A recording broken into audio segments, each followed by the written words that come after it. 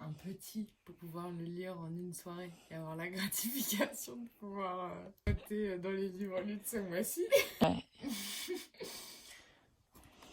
La femme et la nature, celui-là c'était quand même mon coup de cœur dans la librairie. Bon, déjà c'est sur l'écoféminisme, et l'écoféminisme ça m'intéresse parce qu'au début je pensais qu'en fait c'était de l'essentialisme, mais finalement je pense que c'est une manière d'unifier lutte contre le capitalisme, les dualités, genre nature, culture, machin, enfin plein de dualités qu'on s'est mis dans la tête. D'ailleurs, par de la nature et culture, d'où le point commun, écoféminisme. Parce qu'en fait, les écoféministes sont pas cons, elles ont vu aussi le problème de l'essentialisation et elles sont pas. Enfin, franchement, pour l'instant, j'ai jamais lu aucune écoféministe essentialiste. C'est vraiment une critique qu'on leur fait sans les connaître. Bah, elle parle de ça et en usant de l'esthétique débridée du collage. Mais alors ça a l'air perché. Parce que je te lis le... En fait, j'ai même pas regardé la table des matières. Du coup, j'ai découvert hier la table des matières. Livre premier, matière, comment l'homme considère et use des femmes et de la nature. La matière, la terre, le bois, le vent, les vaches, les mules, le cheval de dressage, son corps. Livre deuxième, séparation. Les séparations dans son regard et sous son règne. Où il commence, son pouvoir, sa vigilance, son savoir, son contrôle, sa certitude, son cataclysme, ses secrets, la terreur. Livre troisième, passage. Au travers du labyrinthe vers la caverne où elle a sa vision. Le labyrinthe. Livre quatrième, sa vision. Désormais, elle voit par ses propres yeux. Le mystère, l'ouverture, nos rêves, nos rages anciennes, la lionne dans la tanière des prophètes, la possibilité, la transformation, la clarté des années. Notre nature, cette terre, la forêt, le vent, la matière. Donc, il y a celui-là. Et celui-là part de la nature et culture parce que vraiment, je pense que pour apporter un renouveau à la philosophie, il faut absolument avoir un regard critique sur tous les dualismes qu'on s'est mis en tête. Et puisqu'il y en a qui sont de manière si évidente néfaste, l'opposition entre hommes et femmes, et nature et culture, il faut traquer tous les dualismes et en faire une méthode de travail, de recherche en philosophie. Je veux voir comment on fait pour aller au-delà des dualismes, parce que ça nous paraît vraiment irréconciliable. Donc Hegel, Descola, et féminisme et philosophie. Mais celui-là c'est un petit, mais je le mentionne aussi parce que celui-là il m'intéresse pour le côté avoir une méthode de travail et apporter du renouveau dans la philosophie grâce au féminisme, parce que vraiment je pense que c'est ça notre meilleure piste pour plein de choses, mais pour unifier déjà différentes... Enfin, du coup, il n'y a pas que le féminisme, mais pour unifier différentes disciplines, genre l'anthropologie, la sociologie, la philosophie, il faut arrêter de cloisonner la psychologie, il faut arrêter de cloisonner tout ça et faire un grand truc. Voilà. Et alors, sinon, il y a celui-là aussi. L'orientalisme, l'Orient créé par l'Occident, ça m'intéresse parce que le racisme, je m'y connais vraiment pas trop, ces mécanismes et tout, j'ai l'impression que je vais apprendre plein de trucs. C'est dans la même veine de ma recherche sur le dualisme. Après, il y a aussi ma recherche autour de l'identité. Donc ça, il y a celui-là, en gros. Mais celui-là, je sais pas comment je vais le lire, parce que c'est un dictionnaire encyclopédique. Du coup, je sais pas si je me le fais en mode « Oh, je pioche d'ici, de là », ou si j'y vais en mode pourri. Je suis bien le genre à lire un dictionnaire encyclopédique entrée par entrée, moi. Et l'identité, ça m'intéresse beaucoup parce que c'est lié avec l'individualisme, c'est lié avec un truc que j'ai découvert de comment on s'identifie à nos oppressions. Ça me paraît dingue en fait. On se doute pas qu'il y a un truc aussi nul derrière le fait de s'identifier comme une femme, précisément parce qu'on a envie de revendiquer en fait le fait d'être une femme. Mais on s'enferme dans une identité d'oppression, c'est trop con. Du coup, il y a un truc par rapport à l'identité qui m'intéresse beaucoup. Et aussi à quel point c'est au centre de nos vies. Par exemple, ça fait quoi avec montre ça. Parce que il faut que je retrouve le passage, ça va être un peu long. Parce que je sais plus du tout où c'était.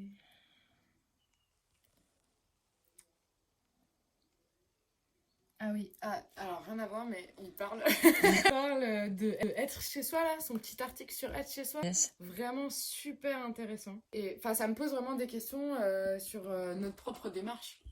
De vivre Ouais, en voiture. ouais. Parce qu'il dit...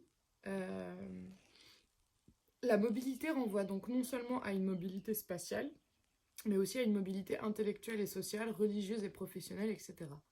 Le concept empathique du chez-soi en allemand ne pouvait donc émerger que lorsque l'expérience du monde s'était déjà dynamisée.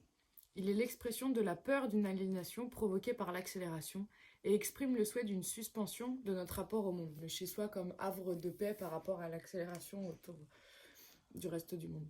Dès lors, qu'être chez soi désigne l'existence incontestable de notre relation au monde, elle est inaccessible pour l'homme moderne. Donc en fait, on ne peut pas avoir de chez soi. Et même la notion de chez soi existe parce que déjà, il y a l'accélération. Bon, je continue. Elle est inaccessible pour l'homme moderne et pourtant, elle ne peut avoir un sens et une valeur que pour lui. Être chez soi est de ce fait une idée tout à fait paradoxale. Et donc, ça m'a évoqué la réflexion que on cherche une place dans le monde comme on cherche son identité, en fait. Dans les deux cas, c'est comme un mécanisme de défense. Et donc, on s'identifie à nos possessions, à la décoration, à notre style. En fait, il y a je vois un même mouvement dans le fait de se créer son identité et de se créer son chez-soi. Bah, en fait, si, c'était bien ce passage-là. Voilà pour les gros. Et alors après, pour les petits, bon, bah, il y a celui-là du coup. Il y a celui-là qui me fait penser à ton projet, apprendre à transgresser. Je te lis la quatrième. Pour les afro-africaines, non, américaines, je recommence. Pour les afro-américaines, enseigner, éduquer était fondamentalement politique, parce qu'ancré dans la lutte antiraciste. C'est comme ce que tu parlais sur ton site là. Je parle pas français du tout. L'école élémentaire que je fréquentais, réservée aux Noirs, devinrent les lieux où je découvrais l'apprentissage comme une révolution. Bien qu'elle n'ait jamais défini ou énoncé ses pratiques en termes théoriques, nos enseignantes pratiquaient une pédagogie révolutionnaire de résistante, profondément anticoloniale. C'est par ces lignes que s'ouvre ce livre, dont l'écriture à la fois intime et politique de Bell Hooks court de la première à la dernière page. Recueil de textes incisifs à la croisée de l'autobiographie et de la réflexion théorique sur la pensée de Paulo Freire. Un mec, je crois, enfin c'est en Amérique du Sud, mais je sais plus quel pays, qui a...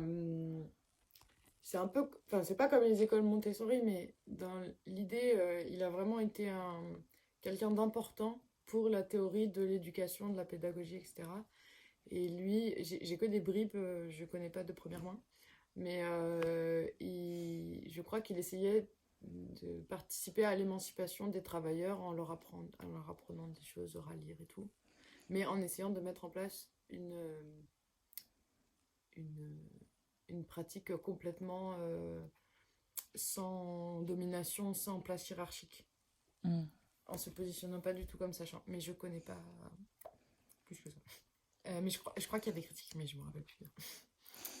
Recueil de textes incisifs à la croisée donc de l'autobiographie et de la réflexion théorique sur la pensée de Paulo Freire, le racisme, le sexisme et le rôle du système éducatif dans la reproduction de l'ordre dominant. Ce livre est une introduction à la pédagogie de l'émancipation, défendue par l'une des grandes voix du féminisme afro-américain.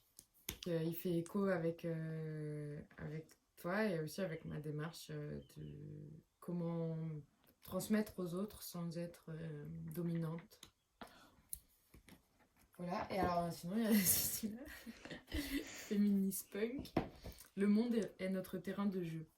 Et ça, je sais pas, j'y place un espoir d'avoir des clés un peu pour plus m'en foutre de mon apparence et en mode reconnecter avec l'enfant intérieur, machin, tout ce truc-là. Mais en mode enfant intérieur rebelle, quoi. Et alors sinon, autre petit, et celui-là, et comme vu que je viens de lire, je me dis, bon, c'est dans la continuité. Celui-là, vraiment, je pense que je vais y revenir régulièrement. Il est vraiment court et il y a tout Hartmut Rosa dedans. C'est génial qu'il ait fait un livre aussi court et aussi petit et aussi condensé. Ah, merci Hartmut, parce que... Alors clairement, ça remplace pas la lecture du grand tout. Mais quand t'as lu le grand tout et que t'as pas envie de relire, voir ensuite ce que les gens reprennent d'Art Montreza et comment ils vont plus loin, ça promet d'être intéressant aussi, quoi.